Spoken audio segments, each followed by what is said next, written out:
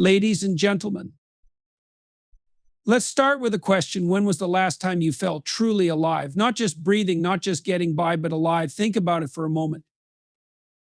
Now, if you're like most of us, that moment was probably tied to something raw, maybe even messy. Why? Because life isn't renewed through smooth sailing. Renewal begins in the storm. When we hear the word vulnerability, many of us cringe. It's not a word we associate with strength. Instead, we often equate vulnerability with weakness, with failure, with being exposed or fragile. But what if I told you that vulnerability is the single most powerful tool we have for renewing our minds? Let me paint a picture for you.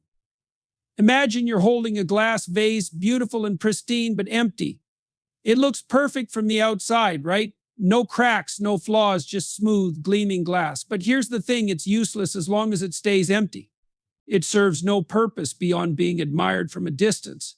Now imagine that vase falls and shatters into pieces. It's messy. It's painful to look at. It feels ruined. But what if those cracks were where the light got in? What if those broken pieces could be rebuilt not into the original vase, but into something even more beautiful, like a mosaic? That's the paradox of vulnerability. It's in admitting that the vase is broken that we give ourselves the chance to create something better. So what does vulnerability look like in real life? Let me start by saying this: vulnerability isn't a one-size-fits-all experience. For some, it might mean admitting to a loved one that you're struggling. For others, it could be asking for help when you've always prided yourself on being independent. Maybe it's stepping into a new role at work where you feel like an imposter, or sharing a piece of yourself with someone even though you're terrified they might reject you. Here's what all these scenarios have in common: vulnerability requires courage, and not the kind of courage that feels bold and heroic, but the quieter kind, the courage to show up as your imperfect, messy human self. Let me share a personal story. Years ago, I was going through a particularly tough time in my life. From the outside, everything looked fine. I had my career, my relationships, my routines. I was the glass vase, polished, intact, and completely empty. Inside, though, I felt like I was falling apart. I was overwhelmed, disconnected, and stuck in this spiral of negative self-talk. But I didn't want anyone to see that. I told myself, if people see the cracks, they'll think less of me. So I kept smiling, kept pushing through, kept pretending everything was fine. And do you know what happened? Nothing changed. The harder I tried to hide my vulnerability, the more isolated and exhausted I became. Then, one day, a friend of mine asked me how I was doing, really doing. And for reasons I still can't quite explain, I decided to tell the truth. I told them about the doubts I was feeling, the struggles I was hiding, the fear that I was somehow failing. And do you know what happened? They didn't pull away. They didn't judge me. Instead, they leaned in closer. They said, "I've felt that way too." And in that moment, something shifted. For the first time in a long time, I didn't feel alone. That's the power of vulnerability. It connects us. It reminds us that we're human, that we're not alone in our struggles. And more than that, it opens the door to renewal. Because here's the truth: you can't change what you refuse to acknowledge. When we deny our vulnerabilities, we also deny ourselves the opportunity to grow. Think about it: if you're pretending everything is fine, you're not going to seek out the tools, the support, or the courage you need to make things better. It's only when we say, "This is hard," or "I need help," that we create space for change. Now, let's address the elephant in the room. Being vulnerable is terrifying. It means putting yourself out there with no guarantee of how others will respond. It means admitting that you don't have all the answers, that you're not perfect, that you might fail. And yet, every time I've leaned into vulnerability, I've been amazed at what's on the other side. The first time I shared my story, I expected rejection and found connection instead. The first time I admitted I needed help, I expected judgment and found support instead.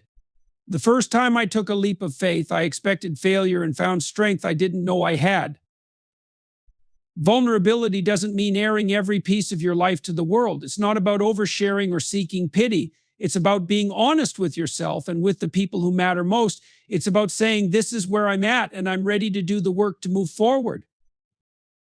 It's also worth noting that vulnerability isn't just an individual experience. It's something we practice in relationships, in communities, and even in the workplace. Think about the leaders you admire most. Are they the ones who pretend to have it all together, or the ones who admit when they don't know something, who invite collaboration, who lead with empathy and authenticity. When we model vulnerability, we give others permission to do the same. We create an environment where it's okay to take risks, to fail, to grow. And isn't that what renewal is all about? Here's what I want you to remember. Vulnerability isn't the opposite of strength. It's the truest form of strength. It's easy to build walls and pretend you don't care, but it takes real courage to say, this is who I am, cracks and all. If I asked you to repeat aloud the things you say to yourself in your head, would you feel comfortable doing it? My guess is, for most of us, the answer would be a resounding no. The truth is, the way we speak to ourselves inside our own minds often borders on cruel. It's harsh, relentless, and perhaps most frustratingly, completely untrue. But here's the secret: the stories we tell ourselves in our heads are incredibly powerful. They can shape the way we see the world, the way we see others, and most importantly, the way we see ourselves. The key to renewing your mind lies in transforming your self-talk from a critical inner voice to a compassionate one. To understand how powerful self-talk is, think back to a time when you made a mistake. It doesn't have to be something big. Maybe you forgot an important appointment, messed up on a work project, or said something awkward in a conversation. What did your internal voice say to you in that moment? Did it sound like, you're so stupid, how could you let this happen, you always mess things up, or something similar? Now imagine a different scenario. Imagine that instead of beating yourself up, your internal voice said, it's okay, mistakes happen, you're learning and you'll figure this out. How might that shift in tone change the way you feel about yourself, the situation, and your ability to move forward? Our self-talk functions like the narrator of our lives, shaping the way we perceive not just individual moments, but our entire identity. If that narrator is cruel and dismissive, it becomes harder to see ourselves as capable, worthy, or deserving of renewal.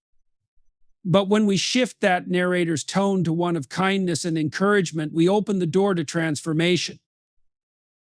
I want to share a story about a turning point in my own relationship with self-talk. A few years ago, I was stuck in what felt like a never-ending cycle of doubt and self-criticism. Every time I tried something new or challenging, my internal voice would start in, you're going to fail, you're not good enough, who do you think you are to even try this? It was exhausting, and worse, it was holding me back. Every time I took a step forward, that critical voice pushed me 2 steps back, until one day something clicked. I was watching a close friend of mine go through a similar struggle, and I found myself offering her words of encouragement. You're doing your best, you're brave for even trying, you've got this. It hit me like a ton of bricks. I would never speak to a friend the way I spoke to myself, so why was I letting that toxic voice have so much power in my own life? From that moment on, I decided to start paying attention to my self-talk.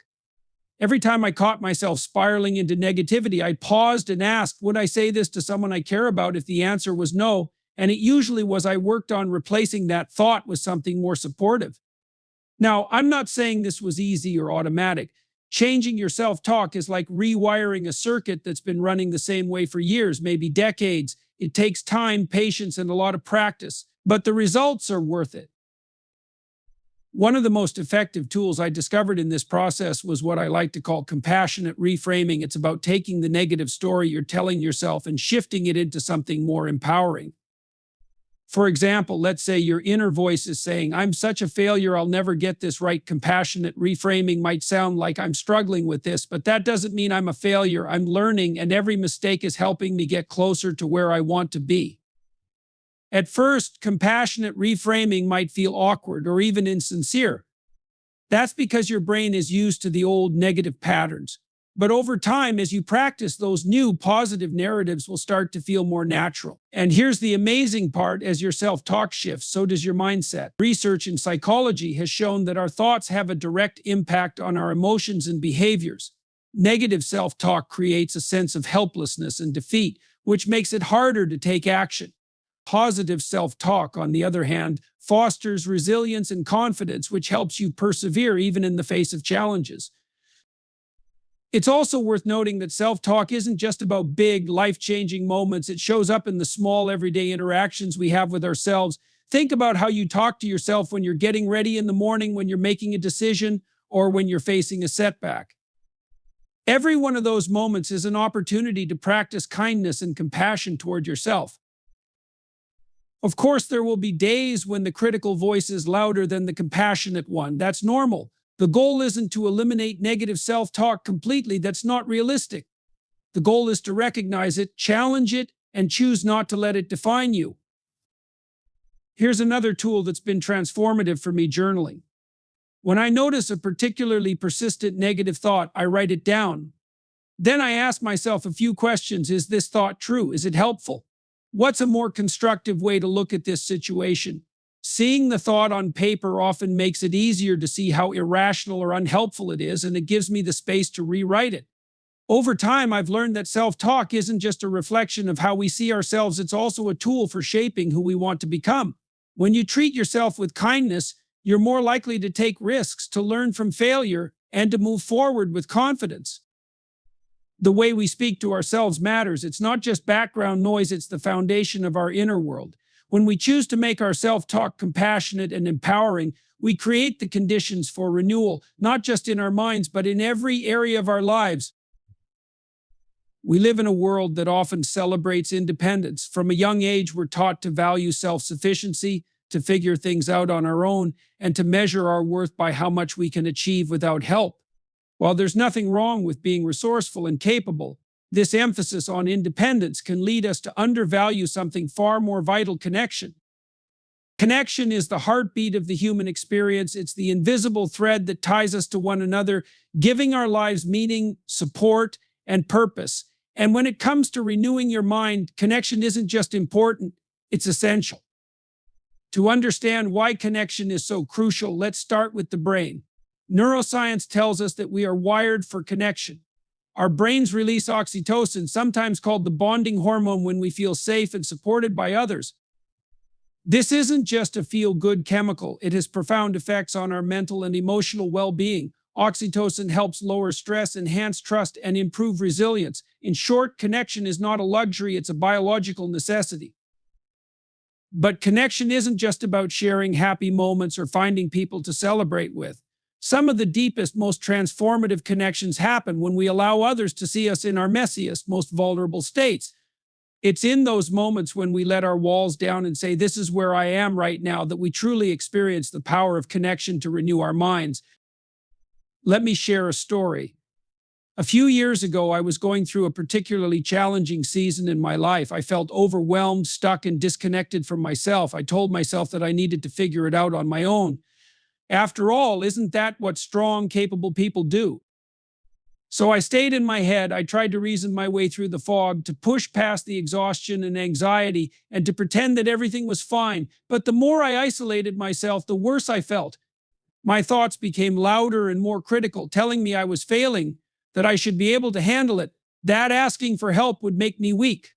One day, almost by accident, I let a friend in. We were sitting at my kitchen table, and she asked me how I was doing. Not the polite, surface level "how are you," but the kind where you can tell someone really wants to know the truth. For a moment, I hesitated. My instinct was to smile and say, "I'm fine," but something in her tone made me pause. Instead of brushing her off, I decided to be honest. I told her I was struggling, that I felt lost and unsure of how to move forward. I braced myself for judgment, for awkwardness, for her to change the subject. But none of that happened. Instead, she leaned in and she said 4 words I'll never forget: "I've been there too." In that moment, something shifted. I realized that I wasn't alone. My friend's willingness to meet me where I was without judgment or pity was like a lifeline. It reminded me that it's okay to not have all the answers, and it gave me the courage to start seeking support. That experience taught me an invaluable lesson. Connection isn't just about having people around you, it's about allowing yourself to be truly seen and heard. It's about letting others step into your story, even when that story feels messy or unfinished. But connection is a two-way street. It's not just about what we receive from others, it's also about what we give.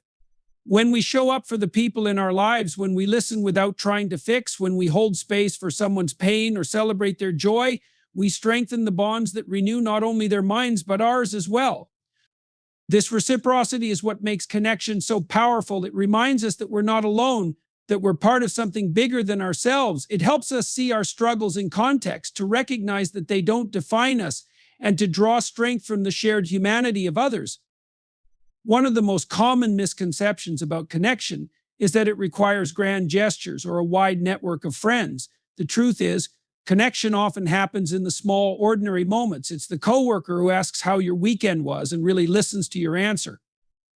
It's the neighbor who checks in when they notice you've been quiet lately. It's the stranger who smiles at you in passing, reminding you that you're not invisible. These moments of connection may seem minor, but they can have a profound impact on our mental and emotional state.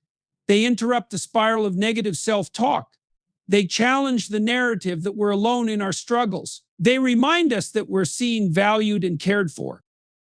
Of course, fostering connection requires vulnerability. It means taking the risk to reach out, to share a piece of yourself, to ask for help or offer support. And yes, it's a risk. There will be times when your efforts aren't reciprocated, when someone doesn't respond the way you hoped. But even in those moments, the act of trying strengthens your ability to connect. Another important aspect of connection is building a community that aligns with your values and supports your growth. Surrounding yourself with people who lift you up, who encourage you to be your authentic self, and who challenge you to grow is one of the greatest investments you can make in your mental and emotional renewal. Sometimes connection doesn't come naturally. For those of us who have been hurt or let down in the past, the idea of trusting others can feel daunting. But healing happens in relationships. It's through connection that we rebuild trust, both in others and in ourselves. In a world that often prioritizes independence and individual achievement, choosing connection can feel like an act of rebellion, but it's also an act of courage and one that holds the power to transform not just your mind, but your entire life.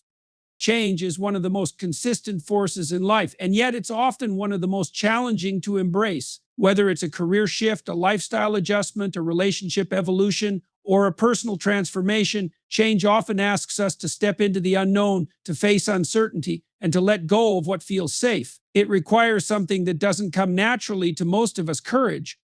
Courage isn't the absence of fear. It's feeling the fear and moving forward anyway. It's standing on the edge of what's familiar and choosing to take a step into the unknown, not because you're certain of what lies ahead, but because you believe that staying where you are is no longer an option. Why is change so difficult? For starters, our brains are wired to seek comfort and familiarity. It's a survival mechanism. For most of human history, staying in a familiar environment increased our chances of survival, while venturing into the unknown posed significant risks.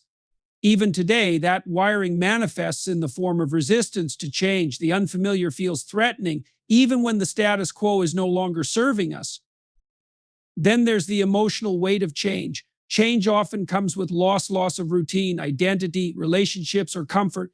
Even when the change is positive, like pursuing a dream or adopting a healthier lifestyle, there's a grieving process for the life you're leaving behind. Acknowledging that loss is an essential part of finding the courage to move forward. But here's the paradox of change. While it's uncomfortable and scary, it's also where growth happens. Imagine a seed buried in the ground. For it to grow into a tree, it has to crack open, push through the soil, and reach toward the light. That process is messy, uncertain, and filled with obstacles. But without it, the seed remains just that, a seed. The same is true for us. Change challenges us to shed old habits, beliefs, and identities that no longer serve us, making room for something new to emerge. It's not easy, but it's necessary if we want to grow. One of the most common barriers to change is the fear of failure. We worry that if we take the leap, we might fall. But failure is not the opposite of success. It's part of the process. Every stumble, every setback, every misstep is an opportunity to learn, to adjust, and to build resilience. The courage to change isn't about guaranteeing success. It's about being willing to try, to risk, to learn, and to grow. Let me share a story that illustrates this. A few years ago, I found myself stuck in a place that no longer felt right. From the outside, everything seemed fine. I had a stable career, supportive relationships, and a life that many people would envy. But deep down, I felt restless, unfulfilled, and disconnected from myself. I knew I needed to make a change, but the thought of disrupting my life was paralyzing. What if I made the wrong choice? What if I failed? What if the life I was imagining wasn't possible? Those what ifs kept me stuck for months, maybe even years. Eventually, though, the discomfort of staying where I was became greater than the fear of stepping into the unknown. I realized that even if I failed, I would at least have the satisfaction of knowing I tried. So I took a leap. I quit my job, moved to a new city, and started pursuing a passion I had ignored for far too long. Was it easy? Not at all. There were days when I doubted myself, when I missed the stability of my old life, when I felt overwhelmed by the uncertainty of my new path. But over time, I began to see the rewards of my choice. I felt more aligned with my values, more connected to my purpose, and more alive than I had in years. That experience taught me an invaluable lesson. Courage doesn't mean eliminating fear. It means making space for it and choosing to move forward anyway. It means trusting that even if the path isn't clear, you have what it takes to figure it out as you go. Another important aspect of the courage to change is self-compassion. Change is rarely a linear process. There will be setbacks, detours, and moments of doubt. Being kind to yourself through those moments is essential. Instead of beating yourself up for not having it all figured out, remind yourself that growth is messy, and that's okay. It's also important to surround yourself with people who support your journey. Change can be lonely, especially if the people around you are invested in the person you used to be. Finding a community of like-minded individuals who understand and encourage your growth can make all the difference. They remind you that you're not alone, that your struggles are valid, and that your courage is worth celebrating. Finally, the courage to change requires a willingness to let go of perfection. Often we hold ourselves back because we want everything to be just right before we take the leap. But the truth is, there's no perfect time to start, no perfect plan to follow, no perfect way to change. The most important thing is to begin to take one small step and then another and then another. Change is not an event, it's a process. It's not something that happens overnight, but something that unfolds gradually through effort, persistence, and self-discovery. And while it may be scary, it's also one of the most rewarding things you can do for yourself. When we think of discipline, we often picture it as a rigid, joyless pursuit, a list of rules or obligations that we grudgingly follow out of necessity. But true discipline, especially when it comes to daily practice, is far from punitive. It's an act of love, a commitment to yourself, and a pathway to transformation. Daily practice is the quiet, consistent effort that lays the foundation for meaningful growth. It's not glamorous and it's rarely easy, but it is essential. Whether your goal is to master a skill, improve your well-being, or create something meaningful, the discipline of daily practice is the bridge that connects intention to achievement. Why is daily practice so powerful? For one, it turns aspiration into action. We've all had moments of inspiration, an idea for a project, a vision of a healthier lifestyle, a desire to learn something new. But inspiration without action fades quickly. Daily practice grounds that inspiration in reality. It's the difference between dreaming of playing the piano and sitting down to practice scales, between wanting to write a novel and putting words on the page every day. Daily practice also teaches us the value of consistency over intensity. When we start something new, it's tempting to go all in, pushing ourselves to the limit in a burst of enthusiasm. But that kind of intensity is rarely sustainable. True progress comes from showing up day after day, even when the excitement has worn off, even when the results are slow, even when it feels like nothing is happening. Consider the story of the bamboo tree. When a bamboo seed is planted, it takes years of daily care, watering, sunlight, and patience before any growth appears above the surface. For a long time, it seems as if nothing is happening. But beneath the soil, the roots are spreading, creating the foundation for what's to come. Then, almost suddenly, the bamboo shoots up, growing feet in a matter of days. Daily practice is like tending that bamboo seed. It might feel like your efforts are invisible, but they are laying the groundwork for something extraordinary. The discipline of showing up, even when you don't see immediate results, is what makes eventual growth possible. Another reason daily practice is so transformative is that it builds trust with yourself. Every time you honor your commitment to practice, you're sending a message to yourself: I can count on me. This self-trust is a powerful force. It gives you the confidence to take risks, the resilience to weather setbacks, and the belief that you're capable of growth. Of course, the discipline of daily practice isn't without challenges. One of the biggest obstacles is resistance, the internal voice that says, I don't feel like it today. It's too hard. I'll start tomorrow. Resistance shows up for everyone, no matter how motivated or disciplined they are. The key is not to eliminate resistance, but to learn how to move through it. One strategy for overcoming resistance is to start small. It's easy to get overwhelmed by the enormity of a goal and feel paralyzed before you even begin. But daily practice doesn't have to be monumental. If you want to start running, commit to putting on your shoes and running around the block. If you want to meditate, start with 2 minutes a day. The important thing is not the size of the effort, but the consistency. Small actions repeated over time lead to big results. Another powerful tool is to focus on the process rather than the outcome. It's natural to want results, to see progress, to measure success. But if you're fixated on the end goal, you might lose sight of the value of the practice itself. Daily practice is as much about who you're becoming in the process as it is about what you're achieving. Think about an artist working on a painting. The final piece might take weeks or months to complete, but the act of painting each day, the mixing of colors, the brushstrokes, the attention to detail is its own reward.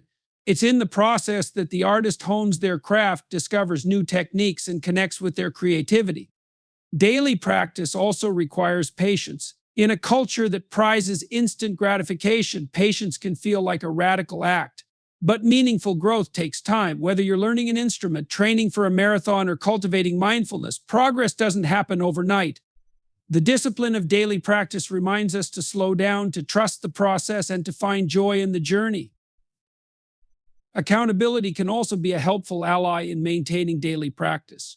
Sharing your commitment with someone you trust, a friend, a mentor, or a community, creates a sense of shared responsibility. Knowing that someone else is rooting for you or checking in on your progress can be a powerful motivator. It's important to remember that daily practice is not about perfection. There will be days when you miss a session, when your efforts fall short, or when you feel like giving up. That's okay. The goal isn't to be flawless, it's to be persistent. When you stumble, the most important thing is to get back up and keep going. The beauty of daily practice is that it meets you where you are. It doesn't demand extraordinary talent, endless resources, or perfect circumstances. It simply asks for your presence, your effort, and your willingness to try. It's in the small, consistent actions, the morning meditation, the evening journaling, the 10 minutes of guitar practice, that transformation begins. Through daily practice, you discover not only what you're capable of achieving, but also who you're capable of becoming. It's a reminder that growth isn't something that happens to us, it's something we create one day at a time. As we've journeyed through the ideas of vulnerability as strength, the power of self-talk, the importance of connection, the courage to change, and the discipline of daily practice, a common thread emerges. The renewal of the mind is not a single moment or a dramatic transformation, it's a continuous process. It's built in the small, intentional choices we make every day, the willingness to embrace discomfort, and the courage to show up fully as ourselves.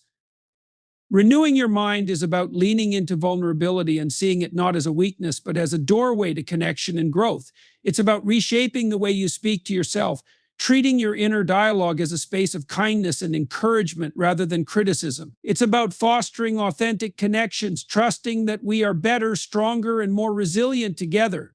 It's also about embracing change with courage, knowing that the unfamiliar holds the promise of new possibilities. And it's about honoring the discipline of daily practice, recognizing that true transformation comes not in leaps, but in steady, deliberate steps forward.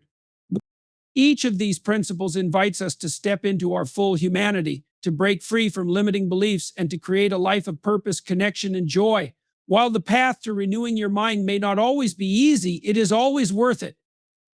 And it starts not tomorrow, not when things are perfect, but right now, with one choice, one moment, one step forward.